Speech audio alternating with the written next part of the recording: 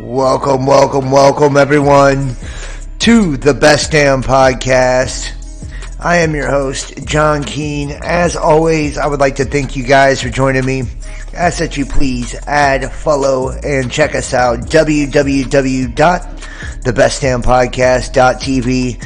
Follow me, Instagram, Best Damn Podcast, Twitter, The Real Best Damn, and wherever you're watching from, please make sure to hit that like and give us a thumbs up. Leave a comment, let me know what you think.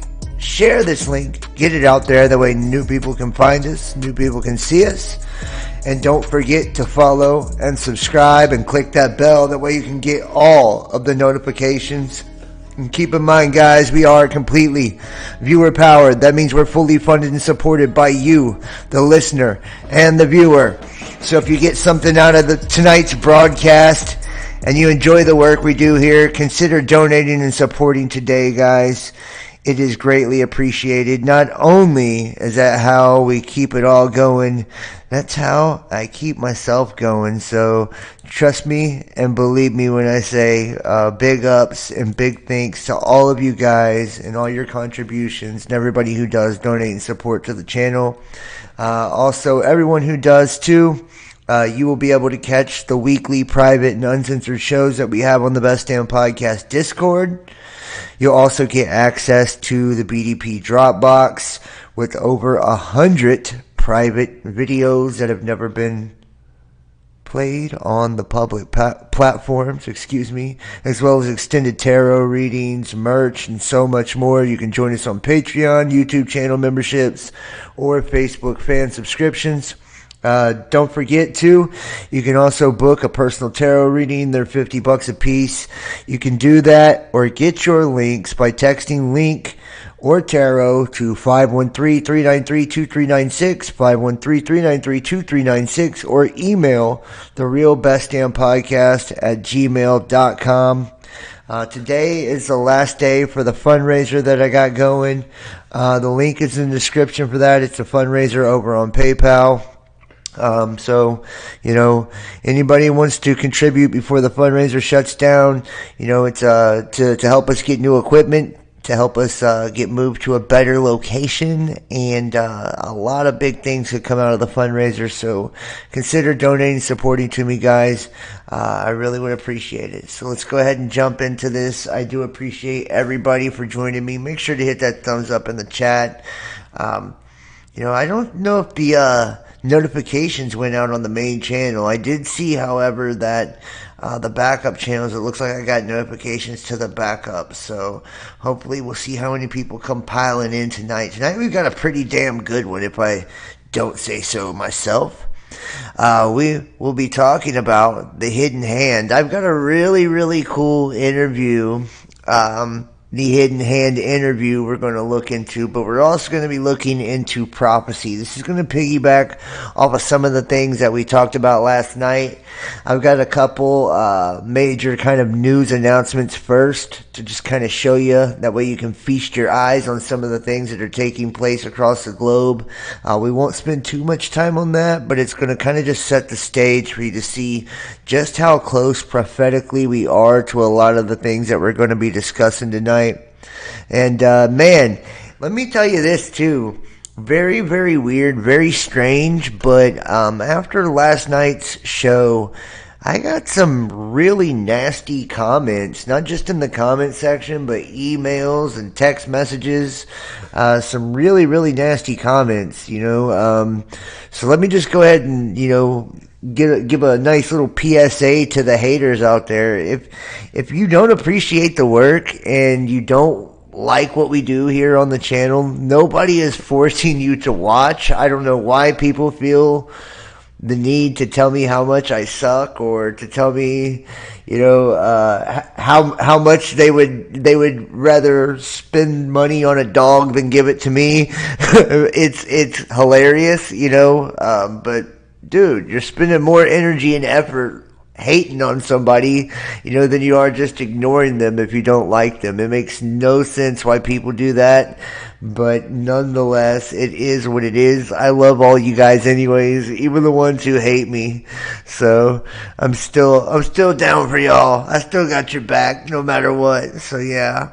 Everybody make sure to hit that thumbs up. I can't really tell who's in the chat tonight. Looks like we have Matt Kozniak over on Facebook Live, Stool Perger, Donna Marie Farrell, Back Assward's Weird World, Future Fields Forever, some of the oldies but goodies, some of the regulars in the house tonight. I do appreciate all of you guys. Let's start off here, man. And this is going to lead us into some of the prophetical things that we're going to be talking about, as well as the hidden hand. We're going to look into Freemasonry, Knights Templar, Illuminati, and we're going to, of course, always take it back to, ancient texts and religions and kind of see how all that fits in and, how this, really relates to the mystery. So it should be a really exciting, really informational episode tonight. So everybody, make sure to share this link, get it out there. We're really shadow banned and censored, especially when we do shows like this. So make sure other people get a chance to see this information. Do your part simply by just sharing it on the social media that you're already on, or, whatever platform you watch the content through, share it right from there. I always make sure to post all the links on all the social media platforms. And like I said, if you're in the chat, hit that thumbs up. Make sure to, chat and comment and engage. That helps with the algorithms. And make sure you're subbed up and you follow and subscribe. And consider donating and supporting, man.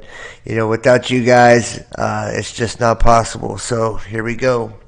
Huge solar eruptions will likely cause problems on Earth, says NASA. The sun has been very active lately, which could cause a few problems for us here on Earth. According to NASA, the space agency said that the solar cycle is not yet at its peak and has already surpassed expectations. Scientists with NASA believe that they will see more solar activity such as flares and eruptions that could disrupt navigational equipment like GPS, power grids, and radio communication. Solar flares and eruptions will increase from now until 2025, according to NASA predictions. The increased activity could create a risk for astronauts and spacecraft, as well as potentially create concerns about the health of flight crews and passengers on airplanes. And not just the health of flight crews and passengers on airplanes. We know that there is a direct connection or a direct correlation to plane crashes and CMEs and high solar activity. And this is because the electromagnetic energy has, a direct influence on the electrical equipment that's used to steer and guide these airplanes. That's why you'll see a lot of times when we have extremely high geomagnetic storms going on and things like that, not just bad weather, but geomagnetic storms as well, a lot of planes will, be grounded, and a lot of flights will end up being canceled. So, we've got the solar flares and radio blackouts that are allegedly, a strong possibility coming up. And we know that anytime we have, blackout conditions and all of this could really be a perfect time for different events to take place, flag events to take place, crisis events to take place. So, solar flares are large eruptions of electromagnetic radiation from the sun lasting from minutes to hours. A sudden outburst of electromagnetic energy travels at the speed of light. Therefore, any effect upon the sunlit side of the Earth exposed outer atmosphere occurs at the same time the event is observed.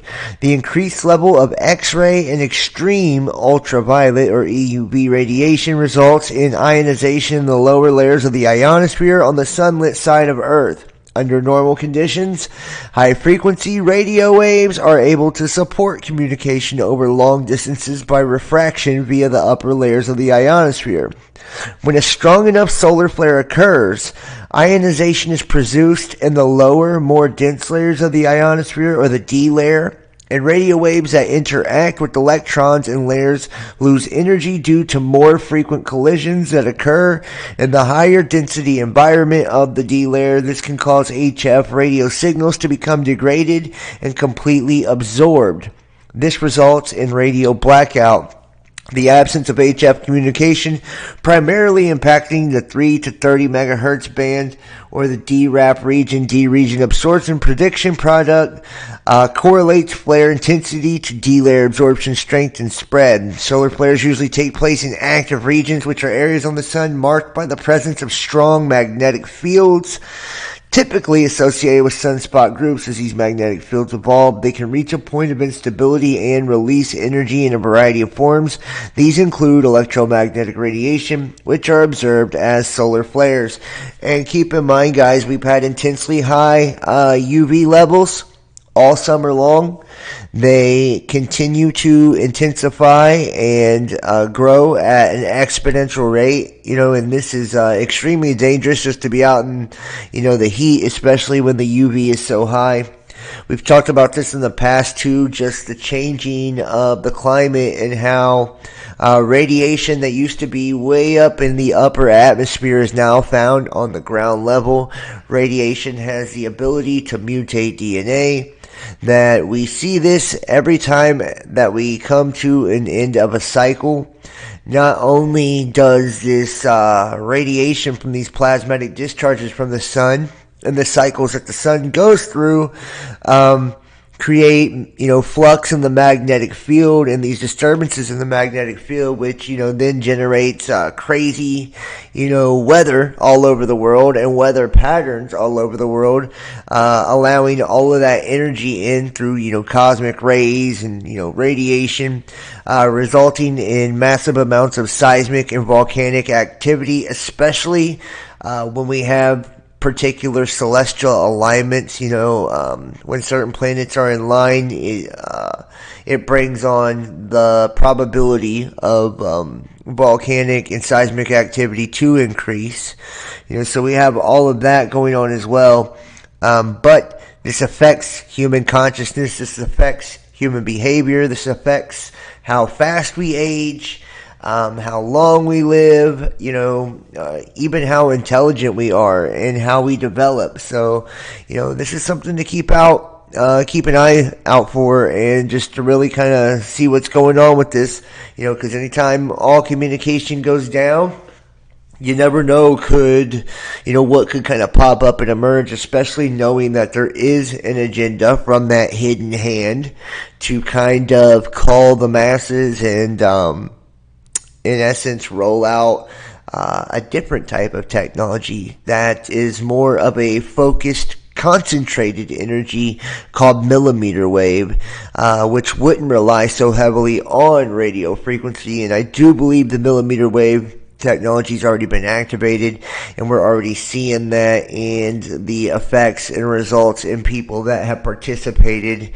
90% of all the countries across the world. They participated in that, whether they think they have or not. So, yeah, we have that.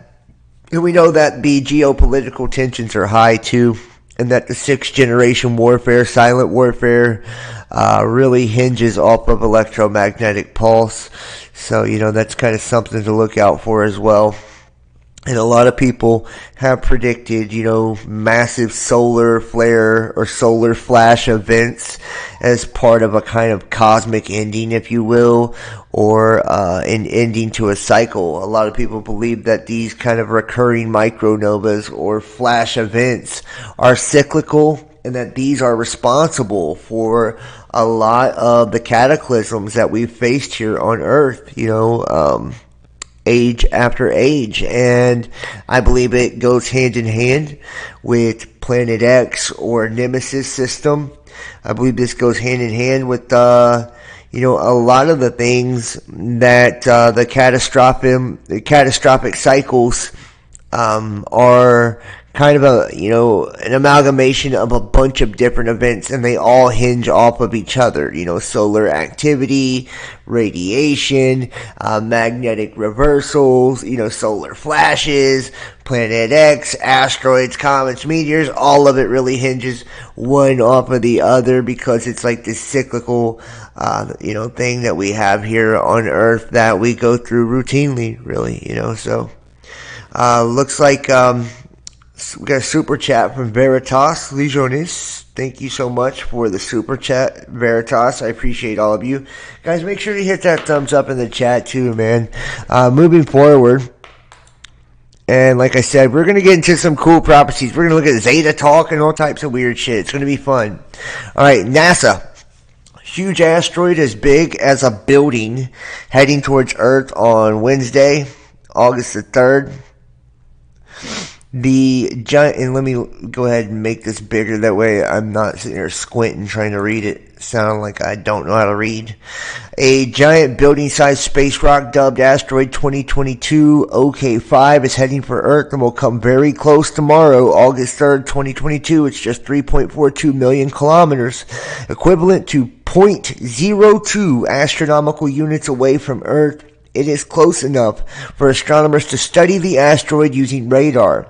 According to data from the Center for Near-Earth Object Studies at NASA's Jet Propulsion Laboratory, the flyby of the asteroid is estimated at a distance of 3.41 million kilometers with a speed of 18 kilometers per second. NASA's classified asteroid 2022 OK5 as a PHA, or potentially hazardous asteroid, due to its predicted close passes, not just passes with the Earth, and this asteroid is approximately 250 feet long.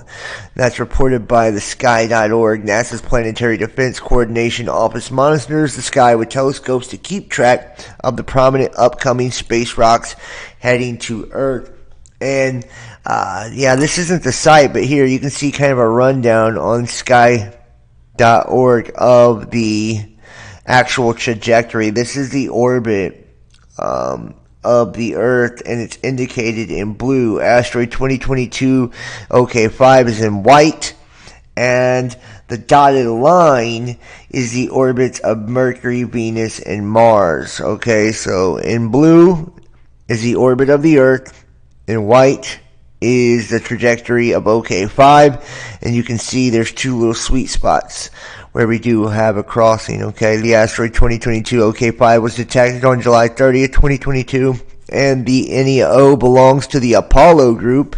Imagine that. It makes an orbit around the sun in 454 days. At this time, the asteroid moves away from the sun at a maximum distance of 239 kilometers and approaches at a minimum distance of 107 million kilometers.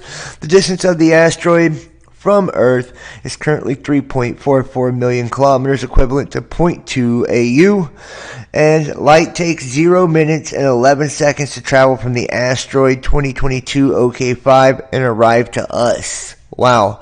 So literally it takes 11 seconds from the light coming off of the asteroid to actually refract back to the Earth for us to see it. So, there is an 11-second delay or drag on the way that this thing's moving. So, we could be seeing it, and that's moving pretty fucking quick, is what I'm saying. You see it kind of approaching in the sky, and it's actually 11 seconds closer because it's moving so fast than what the light that is being refracted off of it is emitting. So, it could be in your face before you know it if it actually was going to hit. Just kind of something to consider. Very, very, this is normal though, right? Even though it's cool, this is normal. We see a lot of NEOs, these days, and I believe it's all part of, the end of the cycle and where we're at now. And it's all pertaining to this, Planet 9, running out of places to hide. Says we have a pretty good idea of what lurks within our system. We know there isn't a Mars-sized planet orbiting between Jupiter and Saturn, nor a brown dwarf nemesis heading our way. Anything large and fairly close to the sun would be easily spotted, but we can't rule out a smaller, more distant world, such as a hypothetical Planet 9, 4, planet 10 if you want to throw down over Pluto. The odds against such planets existing are fairly high, and recent studies find it's even less likely. Many astronomers have wondered about the existence of planets that might hide at the edge of our system, particularly when power of our telescopes were fairly limited, but at large sky surveys started to scan the heavens, they found nothing beyond asteroid-sized worlds. But the orbits of the worlds we did find seem to be clustered in a statistically odd way, as if they were being gravitationally perturbed by a larger object. If that were the case, this planet 9 would have a mass of about 5 Earths and an orbital distance of a few hundred to 1,000 astronomical units. In other words, just small enough and distant enough that it wouldn't be easily seen in sky surveys. Naturally, this motivated folks to search for the world, but it isn't easy. Planet 9 would be too distant to be seen by reflected light, so you'd have to look away for its faint infrared glow. And with a mass of only 5 Earths, it wouldn't give off much heat. Adding to this fact is that such a distant planet would orbit very slowly, such that within a single set of observations, you wouldn't even notice it move at all. This is where this new study comes in.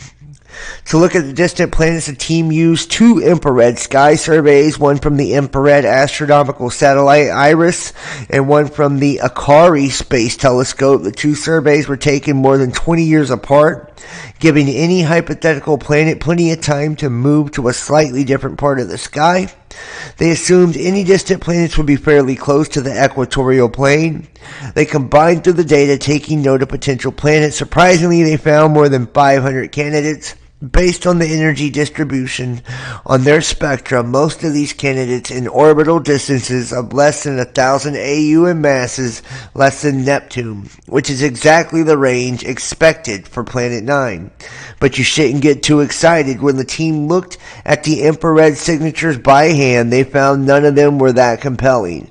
Most of them tended to either be within or near a faint integrated flux nebula, also known as galactic cirrus. They also diffuse clouds of interstellar gas that aren't easily seen at visible wavelengths, but rather emit infrared light. And that's the thing, with Nemesis or Nibiru, Planet 9. We've seen the studies or the documents from Mike Brown. I've shown those and the trans-Neptunian objects. We've really covered this ad nauseum. I mean, even the JPL NASA leaks, we've done shows on those years ago. And not to mention all of the historical or what we would call mythological and scriptural ancient text, type of data that refers to this Planet 9 or Nemesis or Nibiru or Dragon, this binary twin or proto-planet. There's a lot of information from the ancients that say there is something. And people have to understand that if this is like a black hole or it's got such a strong negative polarity that it doesn't allow light to escape, then I don't know exactly what type of light they're looking for to refract off of this fucking thing. You know what I mean? Like, what type of telescope's going to see it, even in infrared, if it has such a strong negative polarity and magnetic pull that no light escapes from it, right? And if it's not even close to an object to, or way beneath the ecliptic coming from underneath us, most of our telescopes don't even point that direction. So, for them to rule it out, I just think is nonsense, especially seeing that when we look at the effects, and I can point this out real quick. Here, let me actually pull this up real fast for you guys and show you, there is something, for a fact that is changing the Earth's magnetic field. And no matter, how you want to look at it or what you think, perhaps is doing this, I believe that, it's got to be another celestial object. Now, whether this is a comet or, a large asteroid or whatever, right? Something has a negative polarity that is pushing the magnetic north and magnetic south towards one another, towards Siberia, and that's what's changed our magnetic poles. It's caused the north and the south magnetic pole to split into two, and has taken us so close to that really fragile 40-degree point. And seeing these are the flood maps of what the world would look like after magnetic reversal. I'm going to go through a couple of these maps and show you right there. Right, the magnetic poles split. Right, you have two north poles, two south poles, and they're rapidly accelerating toward the equator. And see on this heat map, the red indicates positive polarity, okay? And this blue is negative polarity. So you see it's like a round object with wings that's right here on the South Atlantic anomaly, kind of pushing these poles towards one another to the new magnetic North Pole, which would be right there, on Siberia. So, I mean, your guess is as good as mine. And right there's a really good picture. And that's from 2019. You can see just how negative the polarity is. It's black in this picture, right? As it's pushing the poles away from each other, splitting them in two on the north and the south, and pushing them towards, Siberia, which would be the location of the new magnetic north. And if we look at, I think it's Mabstar Reloaded, and I should pull up one of his newer videos just to see how close we are to that actual point, because I know the last time we were somewhere around like less than 100 miles, around like 50 miles from that 40-degree point where magnetics break down in reverse. So it went from like 18 months to like we're, anywhere from 6 months to a year away from magnetic reversal, according to the calculations of Mabstar Reloaded, who actually, has his viewers, through donations and contributions has helped him be able to calculate, the magnetic movement of the poles. He doesn't depend on NASA and mainstream science. He does it all himself, and he has a dedicated community, and they're really trying to find the science of the magnetic reversal themselves, and you got to give them props, man. First and foremost, most communities aren't that dedicated, and second, most creators aren't that dedicated, and third, it's nice to see that there are citizen scientists out there, if you will, that are giving us true and real information. That way we don't have to kind of wade through all the muck and bullshit of disinformation and propaganda that, NASA seems to feed to us on a daily basis. So let's go ahead and move forward. And we're going to look at quite a few different prophecies tonight. And quite a few different, ways of looking at the hidden hand and the Knights Templars. And we're going to start with that first. Let's start there first. Let's go to the Vatican. Print secrets of the Knights Templar. Okay, so we're going to take a couple looks and get a little bit of information first on the Templars and all of that before, and I'm not going to make it too long before we get into the juicy stuff, to give you a little bit of background information, and then we're going to dive into this hidden hand interview, which is fucking fascinating, and then we're going to look at a lot of the different, philosophical points of looking at this, as well as historical ways and, different spiritual schools of thought to kind of go along with this. It's the push map. We are now on the 40-degree mark now, says Veritas. I believe you, bro. I know we got to be really close, and that's probably why we see such instability in the magnetic field right now, right? We know it's not the point where things flip over completely. When you hit that 40-degree point, it's where the magnetic field loses stability. So it starts to go from side to side, like, wobbling to and fro like a drunkard, like it says in the book of Isaiah in the Holy Bible, right? That's where we're at whenever we hit that 40-degree point. So yeah, it's weird outside today. Voice sounds like a room. What's that? I couldn't actually see your comment there. It is weird outside today. Voice sounds like a room or small contained area, which is not how outside noises usually sound. I'm not surprised. If you think about magnetic field and the way that sound travels, right?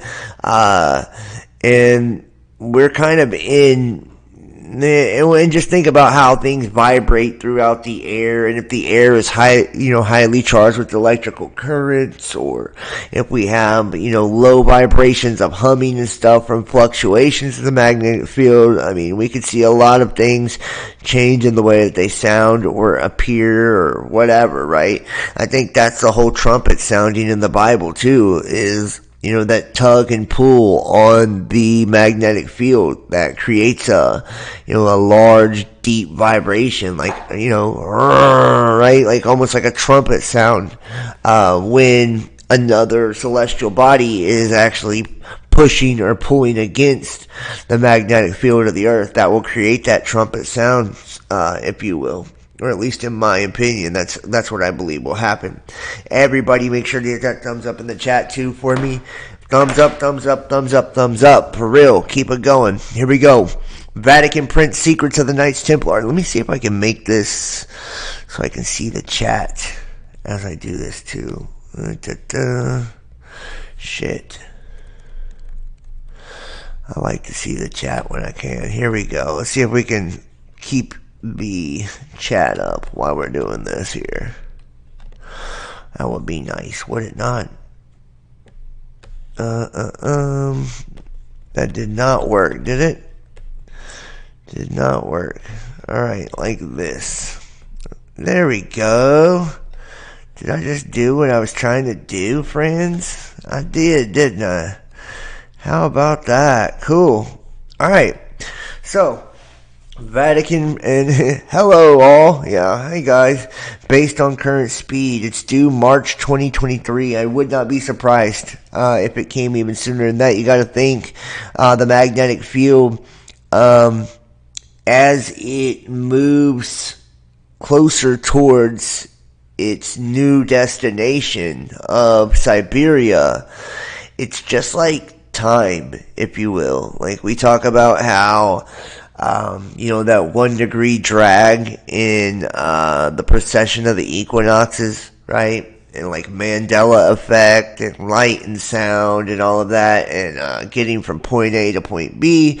And as you get closer to the end point, things tend to accelerate as you get closer to something. So, I wouldn't be surprised. And we know that as the magnetic field has migrated towards Siberia, it's doubled and tripled in speed, on the regular. So I wouldn't be surprised if it has a projected date of March 2023 to increase, and happen even before then, maybe January 2023. Who fucking knows, right?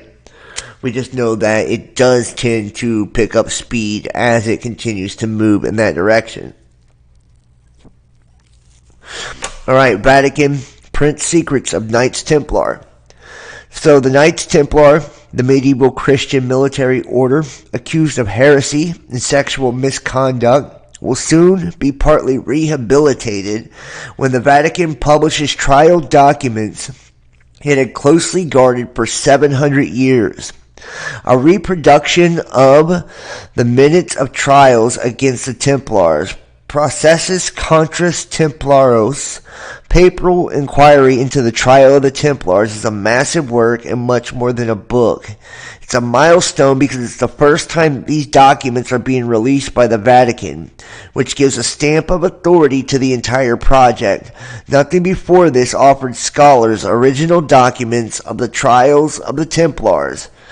799 numbered copies of work have been made. I would love to pull this up. If anybody can drop a PDF link to Processus contra Templarios, papal inquiry. I would love to get the PDF for that. On parchment, measuring about half a meter wide by some 2 meters long, it's so detailed that it includes reproductions of stains and imperfections seen on originals. Pope Benedict was given the first set of the work, published by the Vatican's secret archives in collaboration with Italy's Scrinium Cultural Foundation, which acted as a curator and will have exclusive world distribution rights. The Templars, whose full name was Poor Fellow Soldiers of Christ and of the Temple of Solomon, were founded in 1119 by knights sworn to protecting Christian pilgrims visiting the Holy Land after the Crusaders captured Jerusalem in 1099.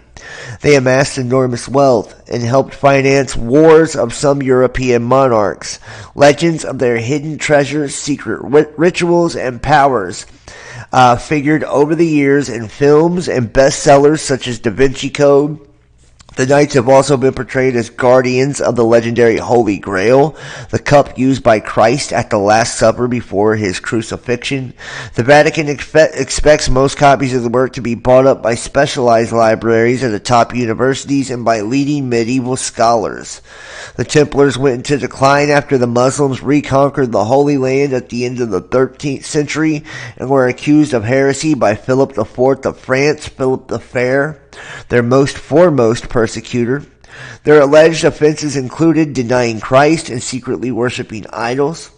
The most titillating part of the documents of the so-called Chinan parchment, which contains phases in which Pope Clement V also absolved the Templars of charges of heresy, which had been the backbone of King Philip's attempts to eliminate them.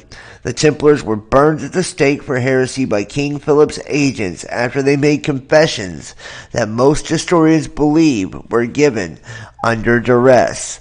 And we all know the story of, being burned at the stake. The parchment, also known as the Chiman chart of parchment, was misplaced in the Vatican archives till 2001 when Frail stumbled across it. The parchment was cataloged incorrectly at some point in history. At first, I couldn't believe my eyes. I was incredulous, she said. This was a document that a lot of historians were looking for. A 37-year-old scholar said Philip was heavily indebted to the Templars, who had helped him finance wars. Getting rid of them was a convenient way of canceling debts. Some historians say Frail said Pope Clement was convinced that while the Templars had committed some grave sins, they were not heretics. Their initiation ceremony is believed to have included spitting on the cross, but Frail said they justified this as a ritual of obedience in preparation for possible capture by Muslims. They were also said to have practiced sodomy. Simply put, the Pope recognized that they were not heretics, but guilty of many other minor crimes, such as abuses, violence, simple acts within the order, but that is not the same as heresy. And think about that, the sodomy, the sacral sanctum, and the vagus nerve. We've talked about this, and, Kundalini activation or DNA activation and different forms of initiation, right, is to be sodomized, right, to trigger that vagus nerve, okay, to trigger a Kundalini awakening. And that's why you see, and there is a spiritual connotation to this, and that's why you see a lot of, let's just put it this way, religious leaders who practice certain sexual acts and practice them on people they shouldn't be, especially people that are too young, as well as people of the same sex, right? There's usually, and you even see Roman and Greek soldiers were, in essence, it was kind of promoted for them to, sleep with each other. Like, it promoted camaraderie and kinship and made them closer to each other, right? So I think this was all part of, kind of like the ritual. I don't think, today, if you look at, police and military and all that, these are fraternal orders. No, they don't make them sodomize each other today. But back then, those were also, kind of the first versions of fraternal orders of the Babylonian system, and I would imagine that was probably all part of wearing that badge, right? that 6-pointed star, that 5-pointed star, having that, being part of that brotherhood that they belong to, and being, the militant side underneath the Pope, right? The order of the Pope. So, that's very interesting. If we take it to the top here with the Templars. The poor fellow soldiers of Christ of the Temple of Solomon, Latin Pauperis, Commilitones Christi, Templique Solomoncio,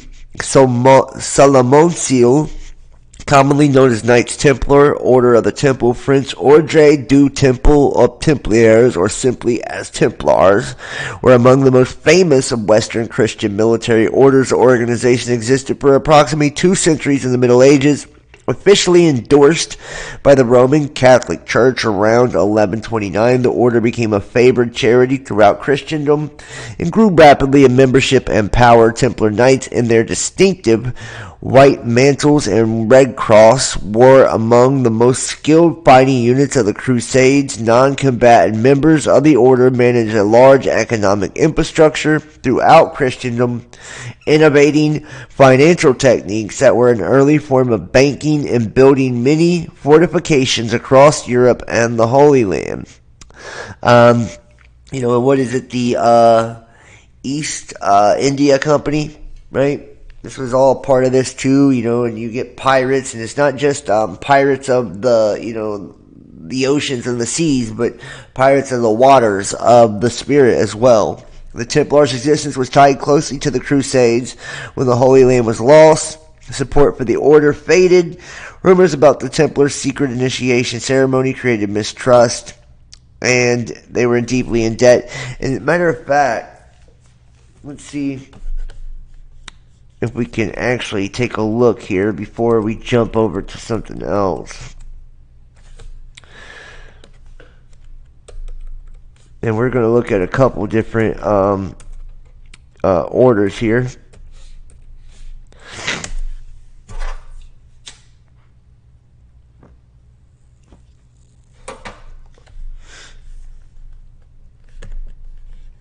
Wonder why they're releasing them now. Well, I mean, everything now is coming to light. It's all too late. It's like time now for them to let you know, like, what all they've done. Right?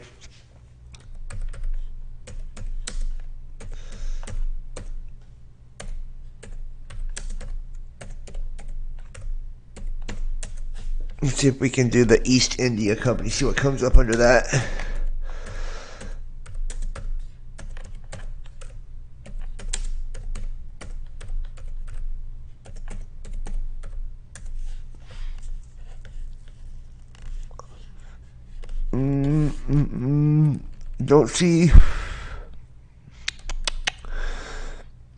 Don't see too much popping up here on East India, but I do have some other stuff here. Let's see if we can pull something else. I got other things too.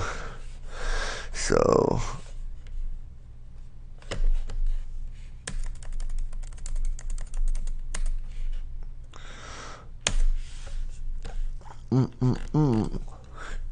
East India Company. Let's pull it up on Wiki and see what they got. And this is definitely connected here. The Siege of Calais marked the conclusion of the campaign during the Edwardian phase of the 100 Years' War. The French army led a defeat by King Philip VI at the Battle of Crécy. A week later, they invested in the well-fortified command of Calais, which had a strong garrison under the command of Jean de Vienne. Edward made several unsuccessful attempts to breach the walls and take the town by assault during the winter. Spring, the French were able to run into the supplies or reinforcements by sea, but late in the April, English established a fortification which enabled them to command the embrace of the harbor and cut off the further flow of supplies and capitulated. You see, a lot of this, the Eastern India Company was supposed to be kind of like the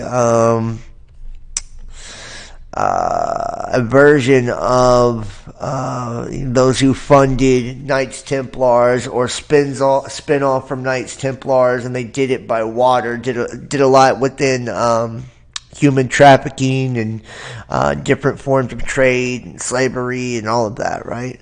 So moving forward, let's look here. We're going to jump now to Freemasonry, and then we're going to get into the good stuff here.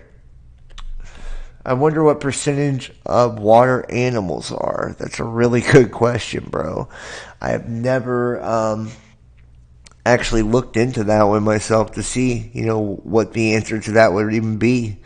But I do know that, if humans, we were made up of water quite a bit. So that makes you wonder, what percentage of, animals are made up of water. The Freemasons, you guys see here, this is the big one now. And I wonder if they'll put a nice little wiki label under this video for me talking about them. The Freemasons, or Freemasonry or Masonry, refers to the fraternal organizations that trace their origins to the local guilds of stonemasons that from the end of the 13th century regulated, and notice this is the 13th century again, right around the time the Templars, ended. Regulated the qualifications of stonemasons and their interaction with authorities and clients. Freemasonry has been the subject of numerous conspiracy theories throughout the years. Modern Freemasonry broadly consists of two main recognition groups. Regular Freemasonry insists that a volume of scripture be open in a working lodge, that every member profess belief in a supreme being, that no women be admitted, and that the discussion of religion and politics be banned. Continental Freemasonry consists of the jurisdictions that have removed some or all of these restrictions. These basic local organizational unit of Freemasonry is a lodge. These private lodges are usually supervised at the regional level, usually coterminous with the state, province, or national border by a Grand Lodge or Grand Orient. There is no international worldwide Grand Lodge that supervises all of Freemasonry. Each Grand Lodge is independent, and they do not necessarily recognize each other as being legitimate. The degrees of Freemasonry retain the three grades of medieval craft guilds. Those of entered apprentice, journeyman, or fellow, now called fellow craft, and master mason. The candidate of these degrees is progressively taught the meanings of the symbols of Freemasonry and entrusted with grips, signs, and words to signify to other members that he has been so initiated. The degrees are part allegorical morality play and part lecture. 3 degrees are often by craft or Blue Lodge Freemasonry, and members of any of these degrees are known as Freemasons or Masons. There are additional degrees, which vary with locality and jurisdiction and are usually administered by their own body, separate from those who administer the craft degrees. Freemasonry is a worldwide fraternal organization. Its members are joined together by shared ideals of both the moral and metaphysical nature, and in most of its branches by a common belief in supreme being. Freemasonry is an esoteric art, and certain aspects of its internal work are not generally revealed due to the public. Masons give numerous reasons for this, one of which is that Freemasonry uses an initiatory system of degrees to explore ethical and philosophical issues. And this system is less effective if the observer knows beforehand what will happen. It often calls itself a peculiar system of morality veiled in allegory and illustrated by symbols behind the veil of secrecy. Freemasonry, known popularly for its white aprons and arcane symbols, and the world's oldest fraternal organization despite its longevity, Freemasonry have been shrouded in mystery to outside observers. The organization's rites and practices may seem cult-like, clannish, and secretive, even sinister. Some of this stems from Freemasons' often deliberate reluctance to speak about the organization's rituals to outsiders, but it is also partly the result of many popular movies and books such as Dan Brown's The Da Vinci Code, Doubleday, 2003. They have fostered misconceptions or depicted the order in an unflattering light. In reality, however, Freemasonry is a worldwide organization with a long and complex history. Its members have included politicians, engineers, scientists, writers, inventors, and philosophers. Many of these members have played prominent roles in world events such as revolutions, wars, and intellectual movements. In addition to being the world's oldest fraternal organization, Freemasonry is also the world's such organization, boasting an estimated worldwide member of some 6 million people. According to a report by the BBC, as the name implies, a fraternal organization is one that's composed almost solely of men who gather together for mutual benefit, frequently for professional or business reasons. However, nowadays, women can be Freemasons, too. More on this later. But Freemasons or Masons, as they are sometimes called, are dedicated to loftier goals as well. Bound together by secret rites of initiation and ritual, its members ostensibly promote the brotherhood of man, and in the past have often been associated with 18th century Enlightenment principles such as anti-monarchism, republicanism, mediocrity, and constitutional government, said Margaret Jacob, Professor Emeritus of European History at the University of California, LA, and author of the book The Origins of Freemasonry, Fact and Fictions, University of Pennsylvania Press, 2005. This is not to say that Freemasonry is wholly secular and devoid of religious aspects. Its members are encouraged to believe in Supreme Being, which in parlance of Masonry is known as the Grand Architect of the Universe, Jacob added.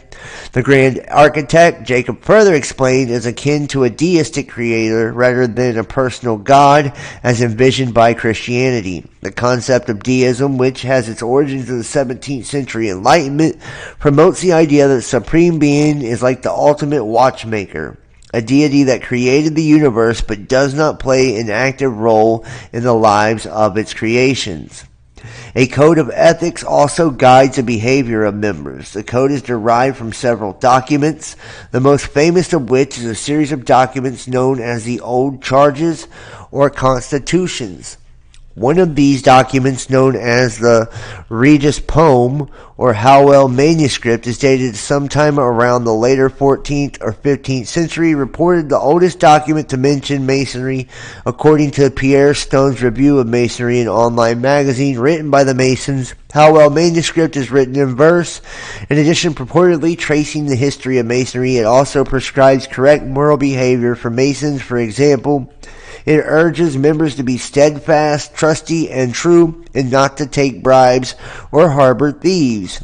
While many Freemasons are Christians, Freemasonry and Christianity have had a complex, often divisive relationship. Some Orthodox Christians have taken issue with Freemasonry's deism and its frequently perceived as paganism and the occult, but the Catholic Church has been among its harshest critics. In 1738, a papal decree prohibited Catholics from becoming Freemasons, and Jacob wrote, "Even today, the papal ban on Freemasonry remains in place, with the Church declaring Freemasonry irreconcilable with the doctrine of the Church, according to the Vatican." And we've had, something of Malta, the Knights of Malta. A lot of those people or brotherhoods, members of those brotherhoods, belong as members of the Vatican. So, I believe that there's, the Knights of Malta. So there's still different fraternal orders that are accepted within the Catholic Church, and these are all different branches, essentially, of the Templars, Bavarian Illuminati, Bohemian Illuminati. A lot of these things all kind of branch to, Ishmaelism and the Mad Arab. If you look into the story of, we want to go back to H.P. Lovecraft and the Cthulhu's mythos, right? And the story of the Mad Arab, or the Necronomicon, the story of the Mad Arab. You can find a lot of this information there. I've actually done plenty of videos pertaining to this stuff. And throughout the night, we're going to actually look up a couple of these documents and constitutions and look over them as we move a little bit further into this. Matter of fact, let's do this now. Let's pull this up now. Let's go ahead and look into and see, and it goes back to the Ark of the Covenant. This is the Knights Templars and their origins with the Ark of the Covenant. The Ark of the Covenant is another enigmatic holy relic that disappeared in the realms of time. There are legends about the existence and purpose of the Ark, leading one to believe that there was more than one Ark, or it came and went in different points of history. It appears to be some sort of device and or radioactive weapon that helped a specific bloodline in their eternal quest for freedom. As humanity's story and destiny is linked to extraterrestrial origins and artifacts, the Ark will become part of a different storyline in the simulation of reality. Never worship inanimate objects or mythological gods. The Ark of the Covenant is described in the Bible as a sacred container wherein rested the tablets of stone containing 10 commandments as well as Aaron's rod and manna. According to the biblical account, the Ark was built at the command of God in accord with Moses' prophetic vision on Mount Sinai. God communicated with Moses from between the two cherubim in the Ark's cover. The Ark and its sanctuary were the beauty of Israel. And Rashi and some Midrashim suggest that there were two arks, a temporary one made by Moses and a later one made by Bezalel. You can see the depiction here. Jewish texts recount that during biblical times, Yom Kippur was the only day on which the highest priest could enter the inner sanctum of the Holy Temple in Jerusalem. There he would perform a series of rituals and sprinkle blood from sacrificed animals on the Ark of the Covenant, which allegedly contained the 10 Commandments. The biblical account relates that during the exodus of the Israelites, the Ark was carried by the priest 2,000 cubits in advance of the people and their army and or host.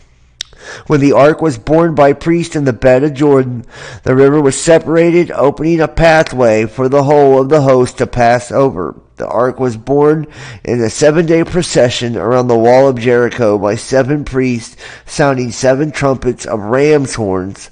And the city shaken with the shout. When carried, the Ark was always wrapped in a veil. In Lakash skins, the identity of this animal is uncertain, and a blue cloth was carefully concealed, even from the eyes of the Levites who carried it. See the little descriptions here. It may look similar to the chest found in the tomb of King Tut, Tutankhamun, right? Which Tutankhamun is said to be, many believe the son of Akhenaten.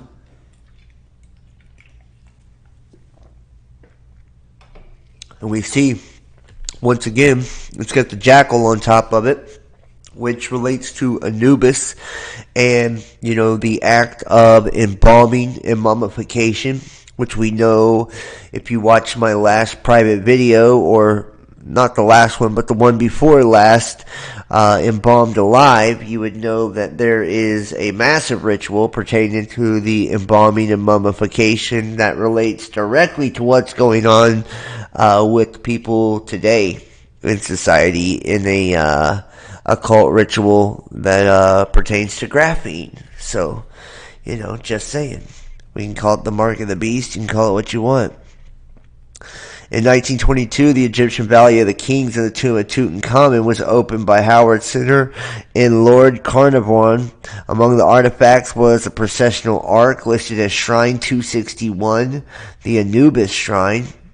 Almost immediately after publication of the photographs, a sensational archaeological find, some claim the Anubis Shrine could be the Ark of the Covenant. John Lundquist, author of the Temple of Jerusalem, Past, Present, and Future, discounts the idea. The Anubis Shrine measures 95 centimeters long, 37 centimeters wide, and 54.3 centimeters high, in shape of a pylon. The biblical Ark of the Covenant is approximately 133 centimeters, or 52 inches long, 80 centimeters wide, and 80 centimeters high, in the shape of a rectangular chest. He points out that Shrine 261 is not strictly analogous to the Ark of the Covenant. It can only be said that Anubis' shrine is ark-like, constructed of wood, gilded and gessoed, stored within a sacred tomb, guarding the treasury of the tomb and not the primary focus of the environment, that it contains compartments within it that store and hold sacred objects, that it has a figure of Anubis on its lid, and that it was carried by two staves permanently inserted into rings at its base and borne by 8 priests in the funerary procession of Tutankhamun's tomb. Its value in the insight provides the ancient culture of Egypt. The Bible describes the ark as made of a shittah tree, wood, or acacia, known as to the Egyptians as a tree of life, an important plant in traditional medicine containing many cases of psychoactive alkaloids. It was 1.5 cubits broad and high and 2.5 cubits long, conforming to the golden ratio. The ark was covered all over with the purest gold. Its upper surface or lid, the mercy seat, was surrounded with a rim of gold. On each of the 2 long sides were 2 gold rings, wherein one was placed with 2 wooden poles, with a decorative sheathing of gold to allow the ark to be carried. Over the ark at 2 extremities were 2 cherubim with their faces turned toward one another, and their outspread wings over the top of the ark formed the throne of God, while the ark itself was a footstool. The ark was placed in the Holy of Holies, so that one end of the carrying poles touched the veil separating the 2 compartments of the tabernacle. The book of Deuteronomy describes the ark as a simple wooden container with no mention of ornaments or gold. Similarly, the Quran makes a reference to the ark as a wooden box with holy relics inside. And we know, the covenant of the God is symbolized by the rainbow. The 7 colors of the rainbow pertain to the 7 rays, and these 7 rays are also the 7 chakras, or the 7 primary planets within the construct of Saturn. And these are the governors or the rulers of the reality, right? And that arc or arch refers to a firmament. Right, when we look at the etymology of the word, an arc is a firmament, or an arch is a firmament, an archway is a firmament, something of protection, and an arc is also, relative to a electrical arc, and we know that God's name being El derives from the word electric, right, like electricity, and even when we look at the waters separating the firmament, above and below, currents of water, right? Electrical currents. So a lot of these things go hand in hand, even archangels or archangles, referring to the cube or the box, right? Which we know within those 7 rays, within that arc, is ruled by Saturn or Hasatan, Satan, the black cube or cube god or cube Allah, cube father. Okay, so there's a lot of different connections when you look at it that way. It's just kind of every time that we look into these things, we find more and more connections, to the religions basically based on celestial bodies and sacred geometry, as well as numerology. And the etymology of the words kind of takes you back to the same things over and over and over again, showing you that this is a repetitive cycle that we live within, and these mysteries that are buried so deep within everything, right? They're kind of the keys to freedom and enlightenment, and that's why I believe they are written on, cave walls and written on pyramid walls, and in the form of hieroglyphs. And we've developed phonetic and all of these different ways to explain these symbols, so we don't forget. These are the keys to death and Hades, or the keys to death and the abyss. And it's even said in Thoth the Atlantean Priest King in the Emerald Tablets, right, that under the halls of Amenti, that's where these keys are found, that allow people to essentially escape this place, right, and find the true mysteries of man. So, just kind of something to think about here. In the book of the prophets, They only mention the ark in the book of the prophets in reference by Jeremiah, who's speaking in the days of Josiah, prophesies a time when the ark will no longer be needed because of the righteousness of the people. In Psalms, the ark is twice referred to. If it's captured by the Philistines, it's spoken of, and the ark is called the strength and glory of God. It is spoken of as the ark of the strength of the Lord.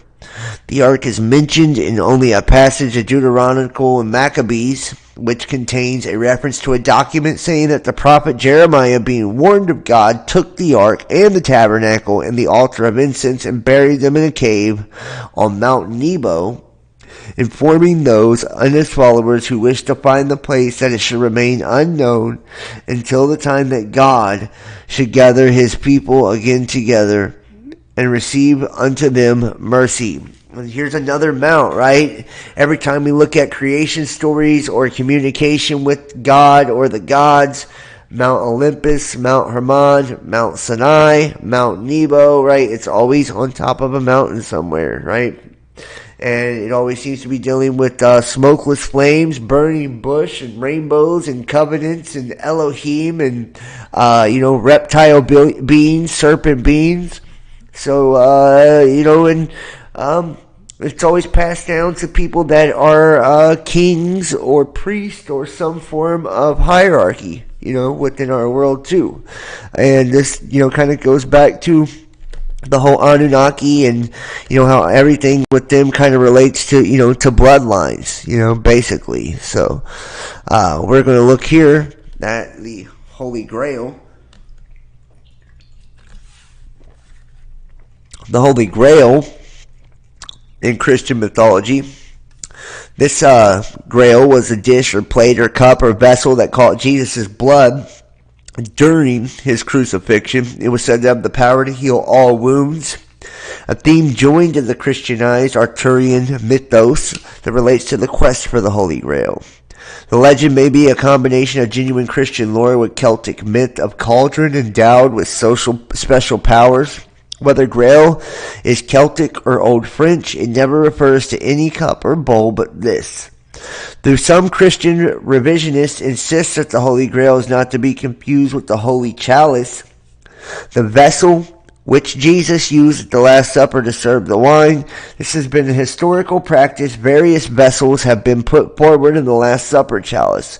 According to the Catholic Encyclopedia, it was only after the cycle of Grail romances was well established, identifying the cup of the Last Supper with the Grail. The late medieval writers came up with a false etymology from the fact that in Old French, Saint Grail means Holy Grail, and sangreal means royal blood. Since then, sangreal is sometimes employed to lend a medievalizing air in referring to the Holy Grail. This connection with royal blood bore fruit in modern bestseller, linking many historical conspiracies. The development of the Grail legend has been traced in detail by cultural historians. It's a Gothic legend which first came together in the form of written romances, deriving perhaps from some pre-Christian folkloric hints in the later 12th and early 13th centuries. Once again, 13th century, the early Grail romances centered on Percival and were then woven into the more general Arthurian fabric. The Grail romances were French, though they were translated into other European vernaculars, and essential elements were added to them. And it's got a distribution of the Grail ideas. I actually want to go, where is it at? Right here, Gods and Bloodlines. Since the Grail is considered to be connected, with these bloodlines and with the gods, and we know that everything pertaining to these secret societies, everything pertaining to these ancient gods and deities always revolves around DNA and bloodlines. Why not, right? Gods and bloodlines. And then we're going to jump to the best stuff, okay? I promise. I just got to give some background info first. I'm late, but you made a live show. That's what's up. Make sure to hit the thumbs up. Okay, gods and bloodlines. There are images of gods carrying buckets in bas-relief and art forms found in different ancient civilizations linked with their creation myths. The water buckets can reference blood and bloodlines, or a vessel meaning the female uterus which carries a new creation. Sumer, Mesopotamia, the cradle of civilization, Sumerian mythology, Anunnaki. Ea stands in his watery home, the Apsu. You can see the depiction right here, guys. This is from the Sumerians. Enki walks out of the water of the land. Enki seeding the tree of life or the flower of life. And notice he's got the bird head once again, right? And he's got like the 6 wings and all of that. And you see one of his arms is a serpent arm with the pine cone or the pineal right there. And he's holding that weight or that that magnet essentially upside down, or you could even look at it as a bucket of water, just like in the age of Aquarius, right? Him holding the bucket in his hand. There's many different ways you can kind of look at that. But that bird head, like a falcon, a griffin, an eagle, these, and this relates to Ptah, this relates to Thoth, and it even relates to Jupiter, which means Job given, like deriving from Jehovah, Job given, right? All of these gods, the same gods, essentially, when we look at it. And Jupiter, who has the 3-headed eagle as a pet. And the birds, they say, are related to the dinosaurs. Imagine that. So, reptilians, in fact, could have been, dinosaurs, birds. A lot of people believe that, that's actually true, that dinosaurs weren't what we thought they were, that they were actually, bird beings, and that's where people get the ideas of velociraptors and all of that kind of shit. So, just kind of throwing it out there for those that are interested. Okay, moving forward. And I love the depictions of him with the bird head, by the way. Creation of bloodlines, humans, and alchemy. And there you can see the more kind of common depiction, right, with the beard, as well as the bird head, male-female separation, twin soul aspects, above and below, duality, right here. Amphibious gods create a human bloodline. And remember, Pope, papal hats, they have the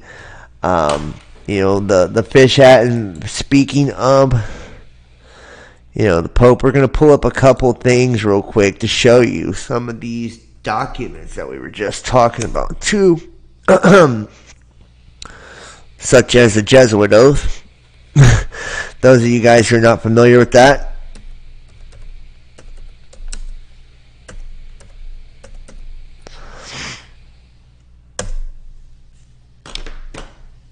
Let's pull that up.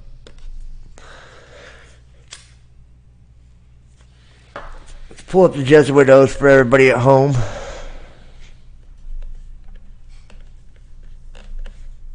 And let's make sure we got the right one here. Make sure we got the right one here.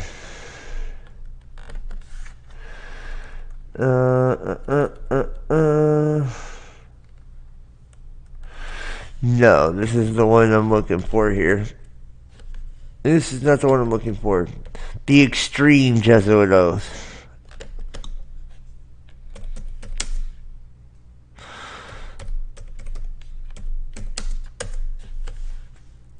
There we go.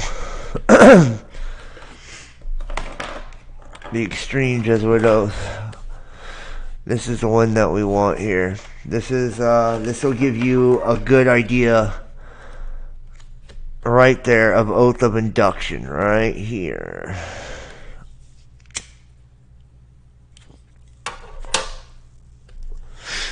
Okay, and this is not exactly, okay.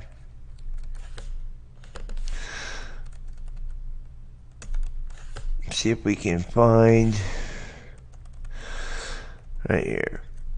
Jesuit oath of induction. No one still doubts the words of James Patrons quoted in Mary Frances Cusack, the Black Pope. If you trace up Masonry through all of its orders, you will come to the grand tip-top head Mason of the world. You'll discover that the dread individual and the chief of society of Jesus are one and the same person. Heckathorn as quoted in Lady Queensborough, Edith Starr Miller, Occult Theocracy. There is considerable analogy between Masonic and Jesuit degrees, and the Jesuits also bred down the shoe and bare the knee because Ignatius Loyola thus presented himself at Rome and asked for the confirmation of the order. John Daniel, The Grand Design Exposed. The truth, the Jesuits of Rome have perfected Freemasonry to be their most magnificent and effective tool accomplishing their purposes among Protestants. Madame Helena Petrova Blavatsky, Isis Unveiled. It is curious to note, too, that most of the bodies which work these, such as the ancient and accepted Scottish Rite, the Rite of Avignon, the Order of the Temple, Prince Masons, etc., etc., are nearly all line offspring of the sons of Ignatius Loyola. Secret societies such as Freemasons, Illuminati, and those of religious orders infiltrate the economies of the world and prepare the great religious movements for unification with acceptance of the Bishop of Rome as the supreme religious ruler of the 20th century. The following is the Jesuit extreme oath of induction given to high-ranking Jesuits only. This oath can be taken to the Book of Subterranean Rome by Carlos Diddler, translated from the French and published in New York in 1843. When a Jesuit in the minor rank is to be elevated in command, he is conducted into the chapel of the covenant of the order, where there are only 3 others present. The principal or superior standing in front of the altar. On either side stands a monk, one of whom a banner of yellow and white, which are the papal colors, and the other a black banner with a dagger and a red cross above a skull and crossbones, which the world NRIE, below them, words Isitum, Mikar, Regis, and Pius, the meaning of which is just to exterminate and annihilate impetus and heretical kings, governments, or rulers. Upon the floor is a red cross at which the postulant and candidate kneels. The superior hands him a small black crucifix, which he takes in his left hand and presses to his heart. And the superior at the same time presents to him a dagger, which he grasps by the blade and holds the point against his heart. The superior still holding it by the hilt, and thus addresses the postulant. Superior: My son, heretofore you have been taught to act as a disassembler among Roman Catholics, to be a Roman Catholic, and to be a spy even among your own brethren, and to believe no man, to trust no man. Among the Reformers, to be a Reformer. Among the Huguenots, to be a Huguenot. Among the Calvinists, to be a Calvinist. Among the Protestants, generally, to be a Protestant.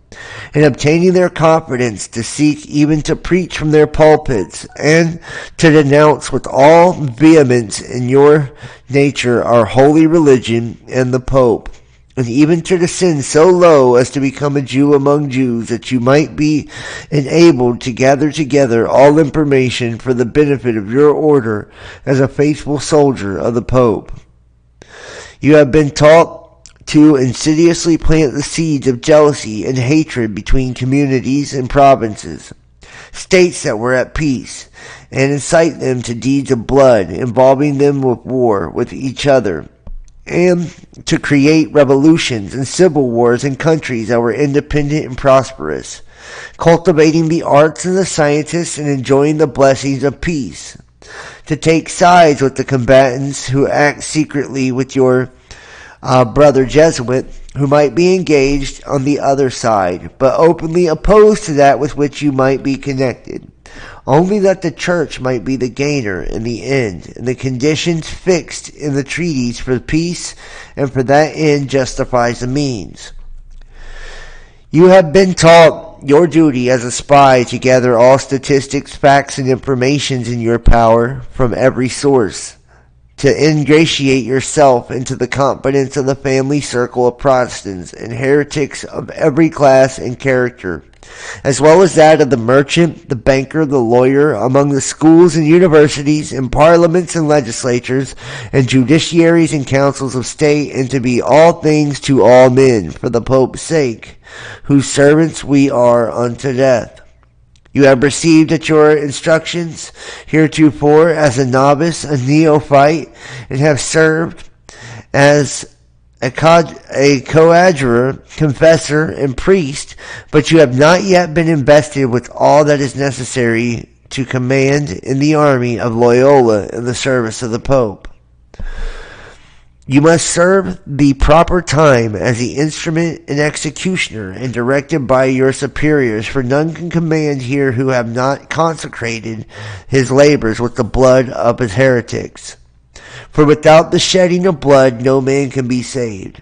Therefore, to fit yourself for your work and make your own salvation sure, you will, in addition to your former oath of obedience, in your order and allegiance to the Pope, repeat after me. And here is the extreme oath of the Jesuits. And you can insert your name here if you want.